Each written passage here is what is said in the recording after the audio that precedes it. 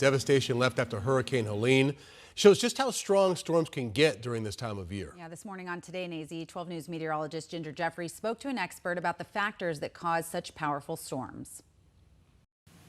Hurricane season doesn't officially end until November 30th, but right now we're seeing some of the strongest storms of the season. Joining me to discuss why we see this tropical development is distinguished professor of geography, Dr. Erica Smithwick. Dr. Erica, thanks for joining me this morning.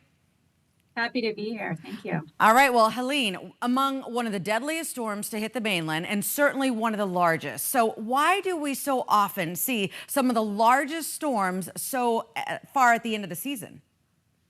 Yeah, well, we tend to think of the summer as the hottest season, right? Because we're feeling the air temperature, which tends to be the hottest in July and August. But water heats more slowly than air. And so the hottest temperatures in the ocean are actually in September. And that's why we have our hurricane season extending far into November, like you said.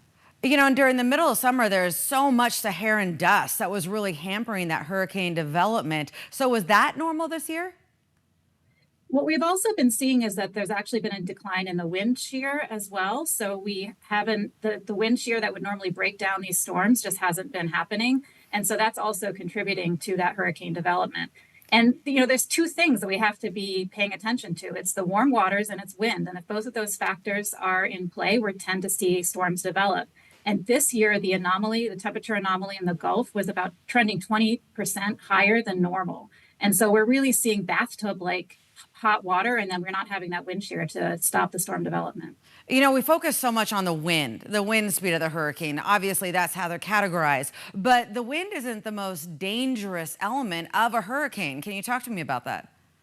Yeah, I mean, obviously what we're seeing in the Carolinas right now is the immense flooding that's occurring from the storms that can extend before and well after the eye of the storm has passed. And so those intense rainfall events, especially in areas with steep inclines and high elevation, like in the Carolinas, can cause that massive destruction that we're seeing. And you also can have other extreme events like tornadoes that form along the edges of these storms. And unfortunately, we do have some reports of that as well.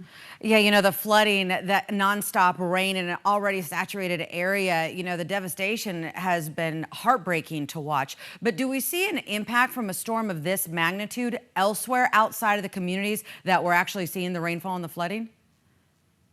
Yeah, well, you're obviously going to be seeing the massive size of the storm was really unnatural. I study natural disasters, and I can tell you that the size and scope of this storm was really unnatural. So it's spreading out for miles and miles from the actual eye of the storm. And so it can affect communities that are living far, far away. I live in Pennsylvania, and I'm seeing the effects of the storm right now. All right, and before we let you go, I know you're a member of Science Moms. As a daughter of a scientist, can you tell me what Science Moms is all about?